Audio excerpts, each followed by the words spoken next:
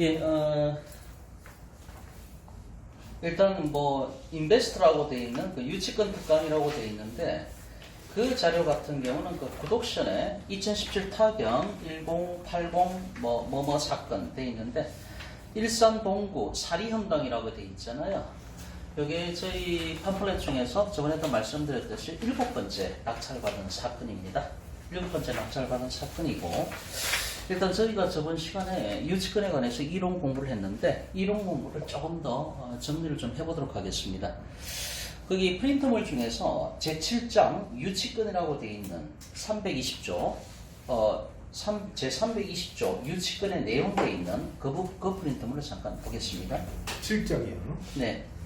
320조 보면은 유치권의 내용 이렇게 되어 있는데 1항에 보면은 타인의 물건 또는 유가증권을 점유한 자는 그 물건이나 유가증권에 관하여 생긴 채권이 변제기에 있는 경우에는 변제를 받을 때까지 그 물건 또는 유가증권을 유치할 권리가 있고, 2항에 보면은 전항의 규정은 그 점유가 불법행위로 인한 경우에는 적용하지 아니한다 이렇게 되어 있지 않습니까?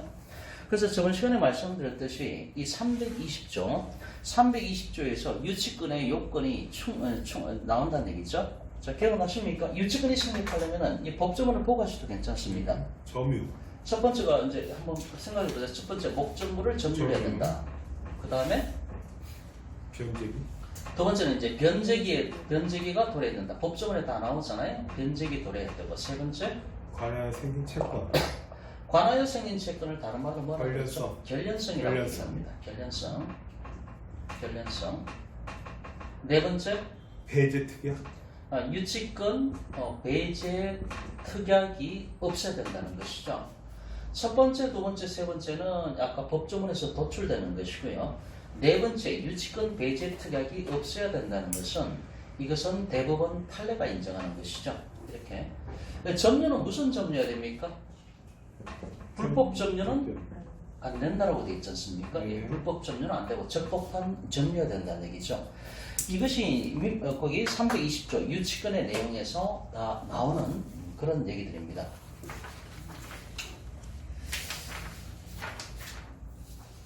저번 시간에 이제 한 거 잠깐 정리해보면 저번 시간에 이런 얘기를 했거든요. 어떤 얘기를 했는가 하면은, 자, 이거 잠깐 치우고요. 공간이 좀 부족하니까. 모교 아카데미 시간에 항상 그 이제 중요한 포인트로 얘기하시는 그거를 이제 저번 시간에 저희가 공부를 했는데 잠깐만 그 리바이벌 좀 해보겠습니다. 예를 들어서 어떤 건물이 있는데, 잠깐만요. 이럴 줄 알고 제가. 네, 항상 준비된 자세로. 이럴 줄 알고. 이럴 줄 알았으니까. 전용 마커팩 갖고 다니시는 이럴 줄 알고 잘 나오죠. 이 중에서 편집해서 잘라낼게요. 이걸 넣어야 재밌을 것 같은데. 어떤 건물이 있을 때 A가 등기부를 보면은 A가 소유권자고요. 그 다음에 이제 B라는 사람이 건전항이 들어가 있다. 그 다음에 C라는 사람이 압류가 들어가 있다. 이거는 뭐 국가에서 압류가 들어갔겠죠.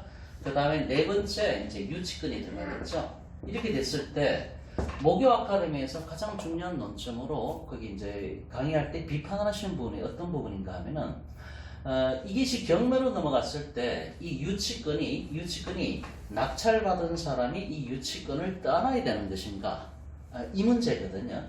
그러면은 건전항에 기해서 경매를 집어넣었을 때 이걸 임의 경매라고 얘기를 하지 않습니까? 경매가 들어갔다.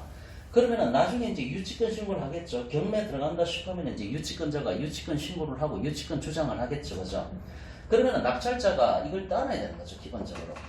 낙찰자 입장에서는 이 유치권을 떠나야 됩니다. 그러면은 유치권자는 목적물을 점유하고 있는 거 아닙니까? 지금 이거를.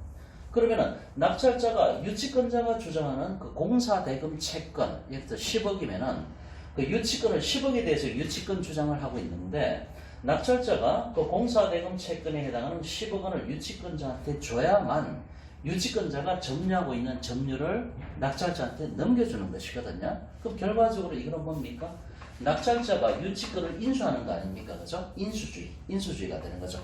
다른 프린트물 하나 보세요. 또 하나 있죠. 유치권 쟁점 정리라고 하는 프린트물 돼 있죠.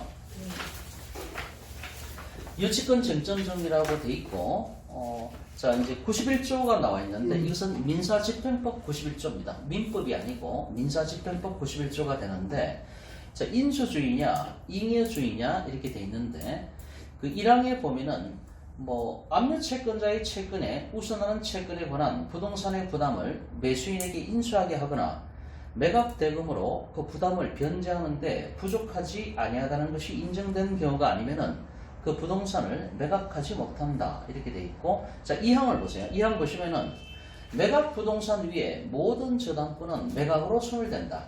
여기서 매각이라는 얘기는 낙찰받는다 이런 얘기입니다. 그래서 이것이 경매로 넘어가서 낙찰받게 되면은 여기에 건저당은 여러 개가 있을 수가 있잖아요. 목적물의 가액이 상당히 고가라고 한다면은 갑이라는 은행도 돈을 빌려주고 건저당 설정을 할 것이고, 또 다른 은행도 돈을 빌려주고 건저당을 설정했을 거 아닙니까? 그러니까 제1건저당, 제2건저당, 제3건저당까지 있을 수가 있죠. 근데 민사집행법 91조 2항에 따라서 매각 부동산 위에 모든 저당권은 매각으로 소멸하기 때문에 여기 있는 건저당은 다 소멸합니다. 다 소멸. 그럼 낙찰자 입장에서는 이 건저당을 떠안는 게 아니죠. 건저당은 소멸하니까 인수주의입니까? 소멸주의입니까? 결과적으로 소멸하는 거니까 소멸주의로 간다 이런 얘기죠. 그런데 문제는 5항입니다. 5항을 보면은 매수인은 유치권자에게 유치권으로 담보하는 채권을 변제할 책임이 있다. 여기서 매수인은 낙찰받은 낙찰자를 얘기하는 겁니다. 그럼 낙찰자 입장에서는 유치권 신고가 돼 있을 때 이 유치권을 떠안는다는 얘기죠. 변제할 책임이 있다는 얘기는 유치권자가 주장하는 공사대금 채권을 낙찰자가 줘야만 이 점유를 풀어주고 인도하고 자기는 떠나겠다는 얘기 아닙니까? 예, 그렇기 때문에 이 유치권은 낙찰자가 결과적으로 인수하는 거죠. 그죠? 떠안는 겁니다. 그래서 오늘 말씀드리고자 하는 논점이 이렇게 낙찰자가 떠나야 되는 것인가? 이건 인수주의죠. 저당권 같은 경우는 소멸하잖아요. 그러니까 소멸주의고, 유치권 같은 경우는 민사집행법 91조 5항에서 낙찰자가 변제를 해야 된다고 얘기를 하고 있습니다. 그 얘기는 유치권은 이 목적물에 얹혀가지고 어부바해가지고 낙찰자한테 넘어간다는 거잖아요. 그러니까 인수주의를 채택을 하고 있다는 얘기죠. 그럼 결과적으로 건저당권자가 경매에 집어넣었을 때 유치권은 이 목적물에 실려서 따라가기 때문에 낙찰자가 인수한다는 얘기죠. 그럼 기본적으로 유치권에 관해서는 뭡니까? 인수주의가 적용되는 거죠. 여기까지 정리가 됐죠. 근데 이제 문제가 뭔가 하면은 이렇게 된 경우에는 유치권은 인수를 하게 되는 거죠. 인수를 하게 되는 거니까 결과적으로 인수주의를 채택을 했다. 민사집행법 91조 5항에서는 인수주의를 채택을 했다 이런 얘기입니다. 자, 첫 번째. 근데 두 번째 경우의 수는 뭔가 하면은 유치권자가 있는데 지금 아까 앞에 케이스 같은 경우는 제3자인 저당권자가 임의경매에 집어넣었잖아요. 근데 이번에는 유치권자가 자기가 직접 경매에 집어넣을 수도 있다는 것이죠. 유치권자가 자기가 직접 경매에 집어넣을 수도 있다는 얘기죠. 그럼 그랬을 때 유치권도 앞의 경우와 마찬가지로 그 목적물에 실려서 낙찰자가 떠나야 되는 것인가? 아니면 이 유치권자가 배당받고 소멸하는 것인가? 이제 그걸 보자는 것이거든요. 그래서 민사집행법 91조 5항을 봤는데 그 밑에 이제 대법원 판례가 나와 있습니다. 대부분 판례를 보면은 2011 6월 15일자 2010마 1059 결정 이렇게 돼 있는데 유치권 신청에 의한 임의 경매의 결정에 대한 적시 항고 이렇게 돼 있는데 여기 이제 판례가 요약이 돼 있는데요. 유치권에 의한 경매도 일반 경매와 마찬가지로 소멸주의 원칙이 적용된다 이렇게 돼 있습니다. 처음에 민사집행법 조건 체계를 보면요. 처음에는 강제경매 얘기가 나와 있습니다. 강제경매. 그 다음에 임의경매 얘기가 나오고요. 법조문 순서상으로. 그 다음에 유치권 경매에 대해서 어떻게 볼 건가. 이렇게 얘기가 나오거든요. 강제경매 같은 것이 지금 이제 79조죠. 강제경매에 관한 조문들이 민사집행법 79조부터 전개가 되고요. 그 다음에 임의경매 파트를 보면은 임의경매는 강제경매를 준용한다. 이렇게 되어 있습니다. 그 다음에 유치권 경매 쪽으로 들어가면은 이게 267조가 뭐 나오는데요. 유치권 경매 쪽을 보면은 임의 경매를 준용한다. 이렇게 이제 법정화돼 있다는 얘기죠. 근데 이 강제 경매는 소멸주의를 취하고 있고 임의 경매도 소멸주의를 취하고 있습니다. 그래서 유치권에 대한 경매도 이제 소멸주의를 취한다. 이렇게 판례 논리를 펴고 있는 건데, 그래서 이제 판례를 보면요. 유치권에 의한 경매도 일반 경매와 마찬가지로 소멸주의 원칙이 적용된다. 따라서 매각 물건 명세서 등의 소멸주의 취지를 기재할 필요가 없다. 단 집행법원이 매각 조건 변경 결정을 통해서 인수주의를 취할 수가 있다. 그 다음에 유치권자의 배당 순위는 일반 채권자의 배당 순위와 동일한 순위가 된다. 이렇게 되어 있습니다. 그래서 정리를 해보면은 유치권자가 아니라 제3자인 저당권자가 경매에 집어넣었을 때는 유치권 신고한 유치권자는 그 목적물에 업혀가지고 따라가는 거죠. 그럼 낙찰자는 이 건물을 낙찰받은과 동시에 유치권에 대한 부담도 떠나야 되는 겁니다. 그래서 유치권자가 주장하는 공사대금 채권을 낙찰자가 변제를 해야만 유치권자는 이 점유를 낙찰자한테 넘겨준다는 것이죠. 그랬을 때는 민사집행법 91조 5항에 따라서 유치권이 따라가는 거죠. 그런데 지금 하는 판례 논점은 뭔가 하면은 그게 아니고 유치권자가 본인이 직접 경매 신청을 했을 때 그때도 아까처럼 목적물에 따라가는 건지 아니면 유치권자가 배당받고 소멸하는 건지 그거를 묻는 거거든요.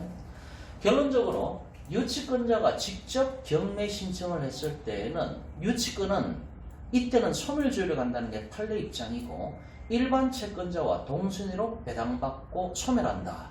이것이 판례 입장입니다. 그래서 이제 목요 아카데미에서는 이 판례를 비판하는 겁니다. 이 판례를. 그러니까 목요 아카데미에서 강조하는 건 뭡니까? 민사집행법 91조 5항이 원칙이니까 원칙대로 가야 되는 거 아니냐 이걸 주장하는 겁니다. 원칙대로 가서 결과적으로 인수주의로 가야 되는 거 아니냐라고 주장하시는 거죠. 그런데 판례 같은 경우는 그렇게 이런 경우까지도 인수주의로 가게 되면은 경매가 진행이 안 되죠. 유치권자가 직접 경매 신청을 했을 때에도 그 유치권을 낙찰자가 떠나야 된다고 한다면은 결과적으로 이제 경매 자체가 진행이 안 되죠. 그렇기 때문에 현실적인 측면을 고려해 갖고 그런 경우에는 유치권자도 배당받고 소멸한다. 이렇게 논리를 펴는 겁니다. 자, 밑에 이제 판례 원문을 좀 읽어보시면 됩니다. 자, 밑에 판시상을 보십시오. 자, 판시상 맨 밑에 1번. 민법 322조에 따른 유치권에 의한 경매가 목적 부동산 위의 부담을 소멸시키는 것을 법정 매각 조건으로 하여 실시되는지 여부 적극이라고 되어 있죠. 결과적으로 소멸주의를 취하고 있다. 이런 얘기고요. 유치권자의 배당 순위는 일반 채권자와 동일한 순위로 배당을 받는다. 이런 얘기고 집행법원이 매각 조건 변경 결정을 통해서 목적 부동산 위의 부담을 매수인이 인수하도록 정할 수가 있는지 여부에 대해서 또 적극이라고 얘기를 했죠. 그래서 정리하면 이렇습니다. 결론적으로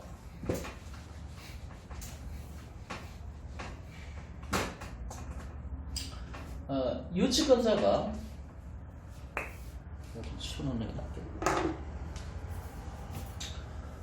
유치권자가 직접 경매 신청한 경우 유치권자가 직접 경매 신청하는 경우에 판례는 어떻게 정리가 되는가 하면은 판례는 첫 번째 유치권자가 이렇게 본인이 직접 경매 신청한 경우에 판례는 소멸주의가 원칙이다 이렇게 얘기하고 있습니다. 소멸주의가 원칙이니까 배당받고 소멸한다. 유치권도 낙찰자가 떠안는 게 아니고 유치권도 낙찰자가 떠안는 게 아니고 배당에 들어가서 배당받고 소멸한다는 얘기죠. 배당받고 소멸하는데 판례 입장은 일반 채권자와 동순위로 배당을 받는다 이렇게 얘기를 하고 있습니다. 일반 채권자하고 요게 정리가 될 부분이고 두 번째는 이 소멸주의가 법정 매각 조건이기 때문에 매각 물건 명세서에 별도로 표시할 필요가 없다는 거죠. 이 소멸한다는 것은. 그러나 이게 법원마다 판사마다 나는 원리 원칙에 따라서 이걸 인수주의로 나는 진행을 하고 싶다. 경매 진행을 하고 싶다. 이런 법원도 있을 거 아닙니까? 그러면은 매각 물건 명세서에 이 사건은 인수주의로 진행을 한다. 이게 이제 특별 매각 조건입니다. 인수주의로 진행을 한다라고 매각 물건 명세서에 별도로 기재를 해야 된다는 얘기죠. 그래서 결론적으로 유치권에 기해서 경매가 들어갔을 때 그걸 내가 만약에 낙찰받고 싶다. 그럼 매각 물건 명세서를 떼보는 거죠. 매각 물건 명세서에 아무런 얘기가 없다. 그럼 그거는 소멸주의입니다. 유치권은 일반 채권자와 동순위로 배당받고 소멸하기 때문에 낙찰자 입장에서는 그것을 떠안지 않아도 되는 거죠. 홀가분한 거죠. 근데 만약에 매각 물건 명세서에 특별 매각 조건으로 인수주의로 진행을 한다. 그럼 그 유치권을 내가 떠나야 되는 거야. 네, 그런 식으로 진행이 된다는 것이죠. 그 다음 페이지 잠깐 넘어가 보십니다. 그 다음 페이지, 이 페이지에 보면은 판례를 계속 보고 있습니다. 이 페이지에 보면은 맨 위에 유치권에 의한 경매에서 집행법원은 매각기일 공고나 매각물건 명세서에 목적 부동산 위의 부담이 소멸하지 않고 매수인이 이를 인수하게 된다는 취지를 기재해야 하는지 여부에 대해서 원칙적으로 소급, 즉 기재할 필요가 없다는 것이죠. 그래서 결과적으로 매각물건 명세서에 아무 말이 없다. 그러면 이 유치권에 의한 경매가 소멸주의로 진행을 하는 겁니다. 그럼 내가 입찰 들어가는 입장이라고 했을 때 유치권 신경 쓸 필요가 없다는 얘기죠. 일반 채권자와 동순위로 배당받고 소멸한다는 것이니까. 그런데 매각물건 명세서에 특별 매각 조건으로 유치권은 인수한다라고 기재가 돼 있으면은 낙찰자는 그 유치권을 떠나야 된다는 것이죠. 그래서 판례 입장은 이렇게 정리가 된다는 것입니다.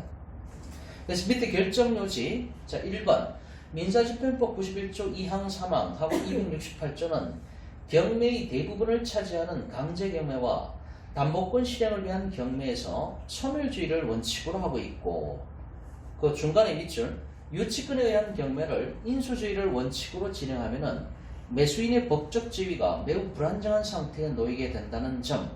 그러니까 이 유치권에 대해서 경매 집어넣었을 때 이게 유치권이 소멸되는 게 아니라 낙찰자가 떠나야 된다라고 하는 인수주의로 가게 되면은 낙찰자의 입장에서는 유치권자한테 공사대금 채권을 별도로 줘야 되지 않습니까?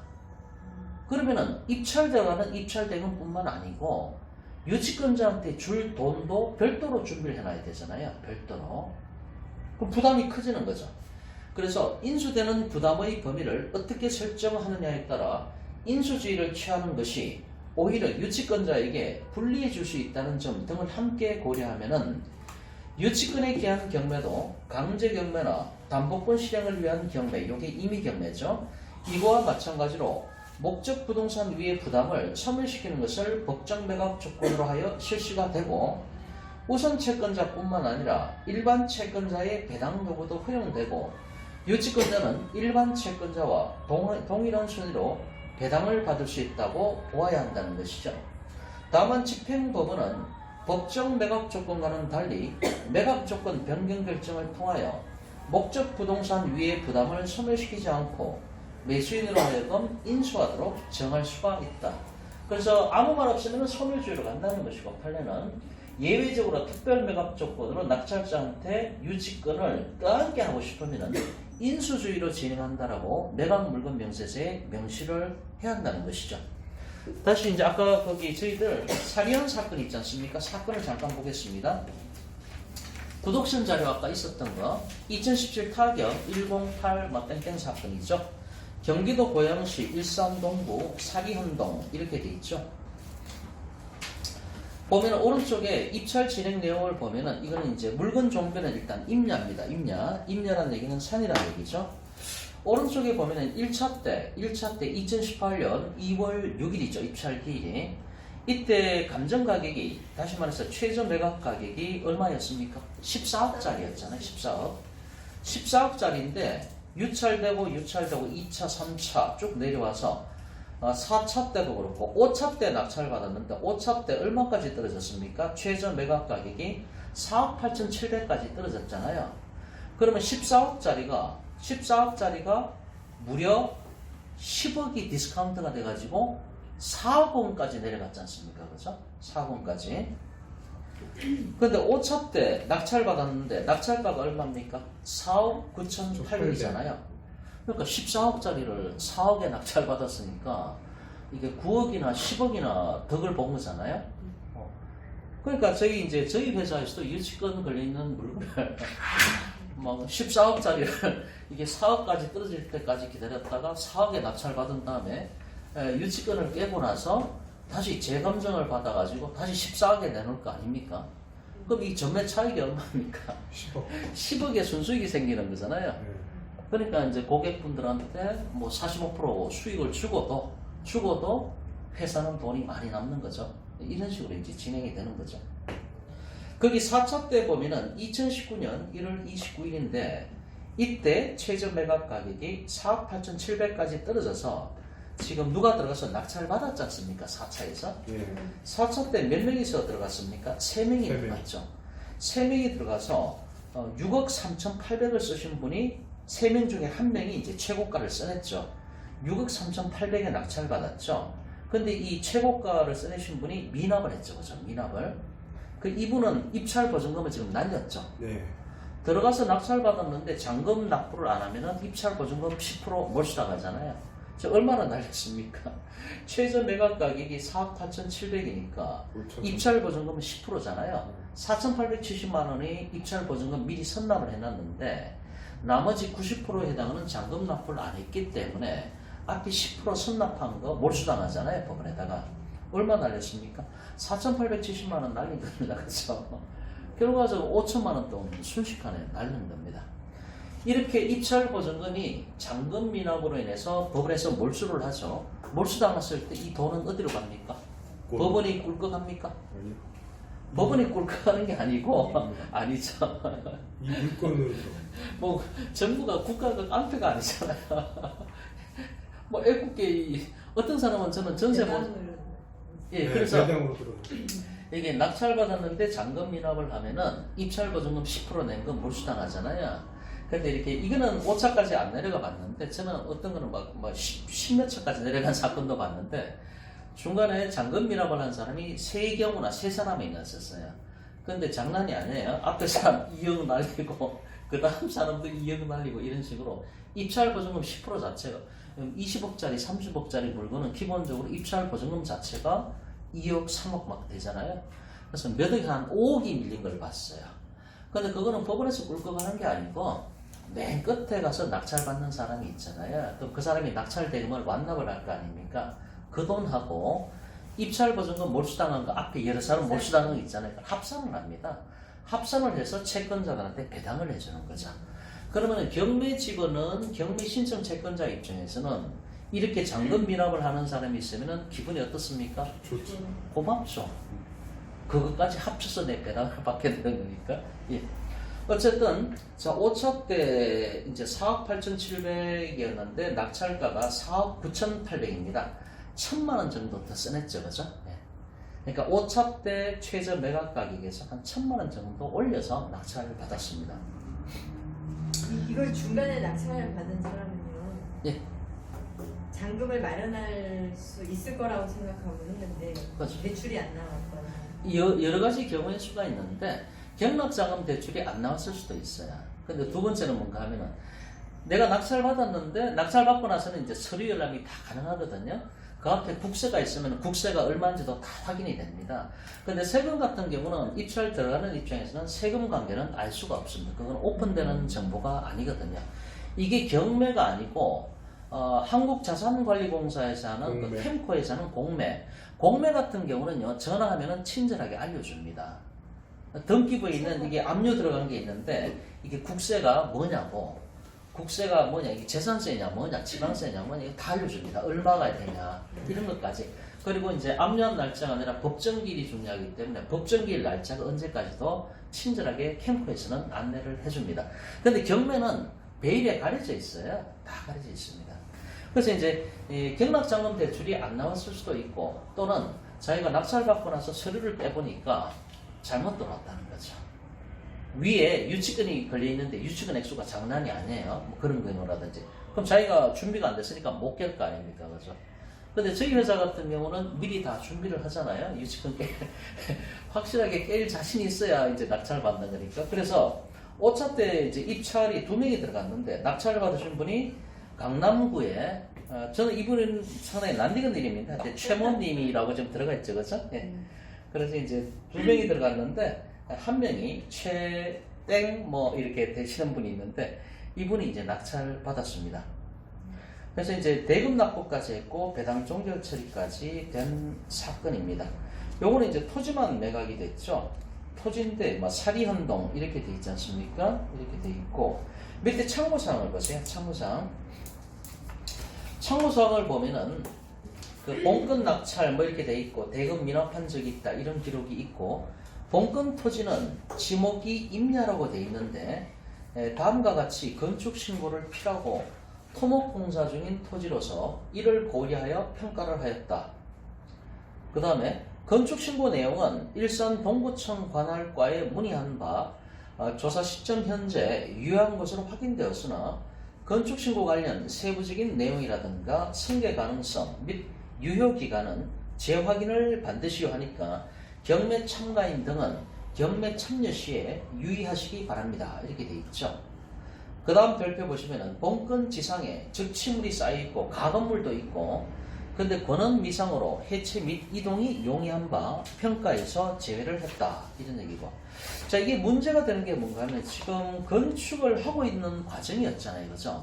그러다가 이 물건이 경매로 나왔는데 그러니까 이걸 이제 유치권이 아니라 유치권 신고되어 있는 걸 좀 이따 볼 텐데 법정 지상권도 한번 따져볼 필요는 있을 것 같습니다. 물론 건물이라는 요건이 충족돼야만 가능한 것이고요. 그 다음 페이지 넘어갑니다.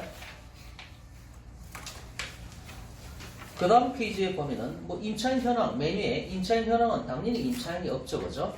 자, 토지 등기부를 보겠습니다. 토지 등기부를 볼 때 첫 번째 소유권 이전 송모씨, 그 다음에 등기부 2번에 보면은 건저당이 들어가 있죠. 건저당이 농협자산관리회사, 그 다음에 세 번째 건저당이 또 들어가 있죠. 그죠? 주식회사 대륙석건이라고 되어 있습니다. 이렇게 건저당은 여러 개가 들어갈 수가 있는데 이게 경매로 낙찰되면은 아까 민사집행법 91조 2항에서 봤잖아요. 경매로 넘어갔을 때 모든 저당권은 소멸한다. 그죠? 그러니까 다 소멸합니다. 2번 건저당도 나중에 소멸하고요. 3번 건저당도 소멸하게 되는 것입니다. 4번에 압류가 돼 있죠. 마포세무서. 그 다음에 5번에 압류돼 있죠. 고양시. 그 다음에 6번에 임의경매가 들어가 있고 7번에 가압류가 들어가 있는데 경인, 북부, 수협 이렇게 돼 있는데 자 이제 여기서 가압류하고 압류는 구분하셔야 됩니다. 가압류하고 압류는 한 10분만 설명하고 마무리하겠습니다.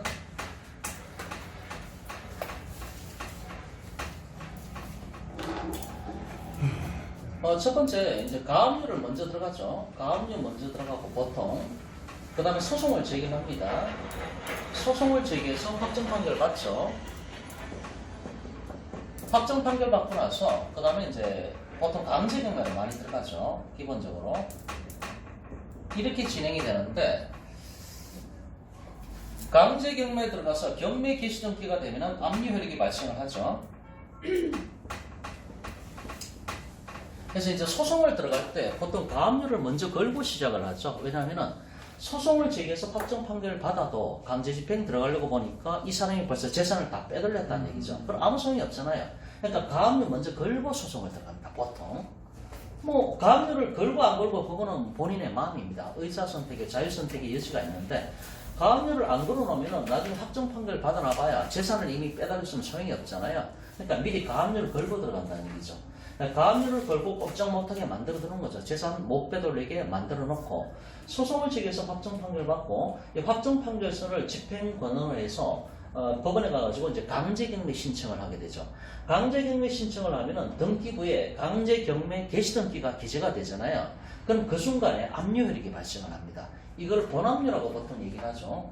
본압류라고 얘기를 하죠. 이렇게 되는데 저희 같은 민간인은 개개인들이나 민간회사 같은 경우는 이렇게 가압류부터 시작을 합니다. 보통. 그런데 국가 같은 경우 세무서라든가 관공서 세금 체납한 게 있을 거 아닙니까? 관공서도 그렇고 관공서는 이렇게 가압류는 필요가 없습니다. 가압류는 필요가 없고 바로 압류 들어갑니다. 여기는 바로 압류. 압류부터 시작하는 거죠. 왜 그런가 하면은 이 소송을 통해서 확정 판결을 받아야 되는 것은 민간인들이 하는 거고요. 국가 입장에서는 이 소송을 통해서 확정 판결 받을 필요가 없죠. 자기가 국가이기 때문에. 자기가 국가이기 때문에 국가 같은 경우는 바로 압류 들어간다는 얘기입니다. 이 가압류 절차가 필요 없다는 것이죠. 그래서 다시 경매정보지를 보면은 그 토지등기부의 4번에 보면은 압류가 들어가 있죠. 2015년 9월 3일에 압류가 들어가 있는데 마포세무서에서 들어가 있잖아요. 이거 국가기관이잖아요. 국가기관에서는 가압류 필요 없다 그랬죠. 바로 압류 들어간다 그랬죠. 그래서 바로 압류 등기 들어간 거고 5번 같은 경우는 고양시죠. 그죠? 고양시. 고양시에서 압류 들어갔죠. 이것도 마찬가지로 가압류 이런 절차 필요 없습니다. 소송 절차 필요 없습니다. 자기가 곧 국가이기 때문에 바로 압류를 들어갔다는 얘기죠. 그 다음에 7번 같은 경우 경인 북부 수역인데 수산업협동조합 같은 경우는 국가기관이 아니잖아요. 그러니까 가압류부터 시작을 한 겁니다. 그래서 가압류가 됐고요. 8번에 보면은 고양시에서 또 압류 들어갔죠. 그죠? 고양시니까 국가기관이니까 가압류가 필요가 없고 바로 압류부터 들어갔다 이런 얘기입니다. 보통 세무서에서 압류 들어갔으면요, 그건 국세가 체납이 된 겁니다. 국세가. 여기도 지금 마포 세무서에서 압류 들어갔잖아요. 4번 같은 경우에. 그러니까 세무서에서 압류 들어갔으면 그 국세를 체납했기 때문에 압류를 한 거고요. 나머지 시군구, 시나 군이나 부처, 시군구 같은 경우는 지방세가 체납이 된 겁니다. 그래서 여기서 지금 보면은 8번, 등기부 8번 같은 경우도 고양시에서 압류 들어갔잖아요. 이렇게 시군구에서 압류 들어갔을 때는 지방세입니다. 지방세. 금액도 안 나와. 네? 공시 안 하네요. 네, 알 수가 없습니다. 그렇기 때문에 세금 관계는 이 경매에서 가장 주의할 부분이 뭔가 하면은 이 세금 관계를 이 경매 정보지를 통해서 알 수도 없고요. 직접 가서 물어봐도 그거는 절대 알려주지가 않습니다. 그래서 세금 같은 경우 저희가 경매 투자할 때 블라인드 투자하잖아요. 깜깜이 투자 마찬가지입니다. 세금에 대해서 우리가 알지 못하고 입찰 들어가는 겁니다. 경매에서는. 그렇기 때문에 낙찰받고 나서 내가 1등 했으니까 좋잖아요. 낙찰받고 나서 이제 서류를 다 볼 수가 있잖아요. 서류를 열어봤더니 선순위 국세가 액수가 엄청나요. 그럼 포기해야죠. 그렇기 때문에 이 세금 관계가 경매에서는 제일 좀 문제가 되는 거죠. 낙찰 금액으로 배당하는 게 아니고 네. 세금은 낙찰자가 인수하는 건가요? 아, 그거 잠깐만 요 밑에 읽고 네. 이제 얘기를 잠깐만 드릴게요. 자, 밑에 주의사항을 보면은 그 법정지상권 성립 여부가 불분명하다. 그러니까 아까 이제 건축을 하고 있었으니까 그게 법치권이 성립하는가 그 여부를 따져봐야 된다는 얘기고, 그 다음 화살표 유치권 신고가 있죠, 그죠? 2018년 4월달 김철수로부터 얼마입니까? 공사대금 채권이 얼마입니까? 27억이잖아요, 그죠? 27억 원의 유치권 신고가 접수되었으나 본건과 관련 있는 내용은 12억의 공사이고 뭐쩌고 저쩌고 뭐 이제 점유 사실이 확인되지 아니하여 유치권 성립 여부가 불분명하다. 아까 유치권 성립 요건으로 뭐가 있었습니까? 첫 번째, 목적물을 점유를 해야 되잖아요. 그러니까 이 유치권 주장하는 사람이 점유를 하고 있는지 그 자체가 불확실하다는 얘기죠. 그러니까 이거를 깼을 때는 저희 회사에서는 미리 가가지고 이 유치권 신고한 유치권자가 목적물을 점유하고 있는가 그거를 봤을 거 아닙니까, 그죠? 네. 그에 대해서 점유하고 있지 않다는 뭐 증거자료 같은 거를 미리 수집을 했겠죠. 그러니까 낙찰받은 거죠. 그 다음에 이제 유치권 배제 신청도 지금 들어왔고요. 전문가 멘트를 보면은 본건은 법치권 성립 여부가 문제되는 경매 물건이다. 그래서 유치권하고 법치권하고 좀 알아보고 들어가라. 이런 얘기인데, 예, 5분 내로 끝납니다. 아까 이제 질문하신 부분, 그 부분에 대해서 그 배당 순서가 있어요. 배당 순서를 알아야 되는데 어떻게 되는가 하면요.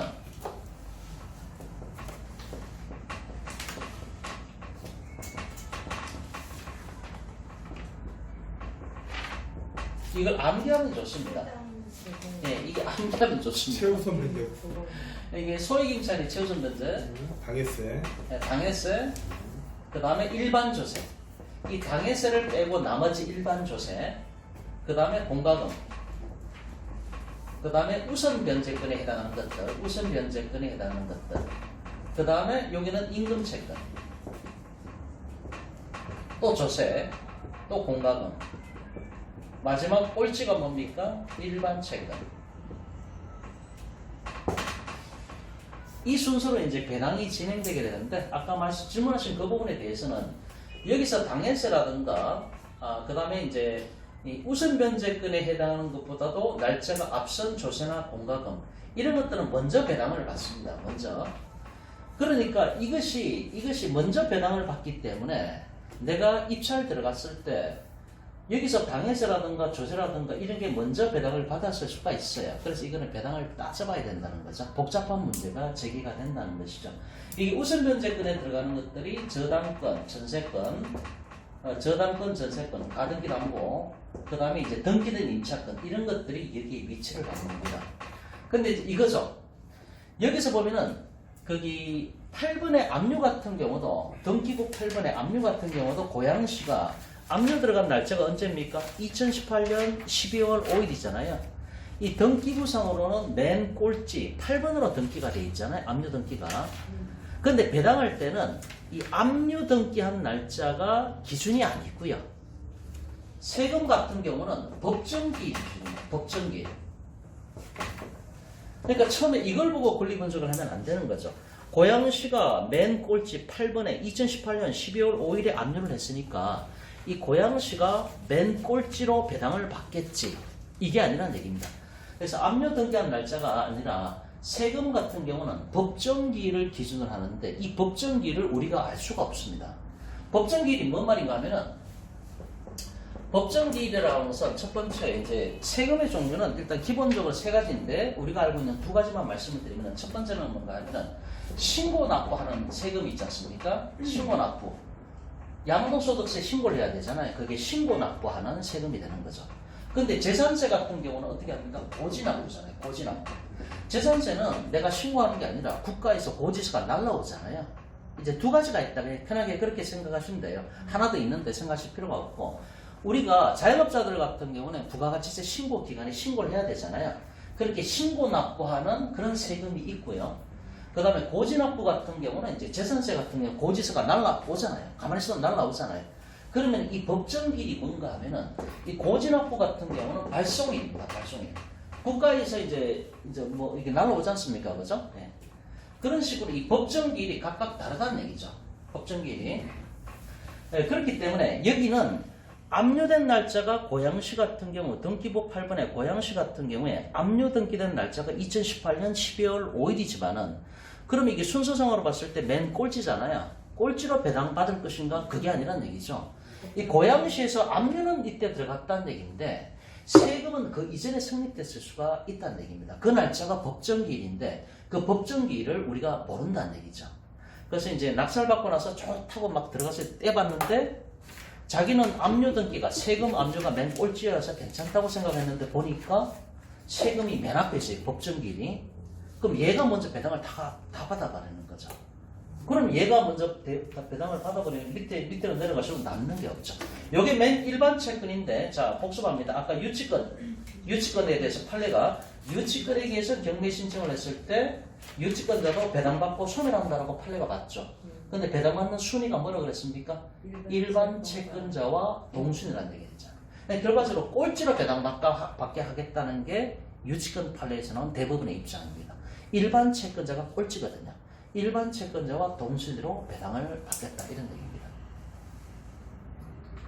이게 뭐 하려면 몇 시간 떠들어야 돼요. 배당 분야도. 근데 자 오늘은 시간이 많이 됐기 때문에 이 정도만 하겠습니다. 그냥 꾸준히 참석하시면요 조금씩 들어가시면서 하시면 될 것 같습니다. 자 수고하셨습니다.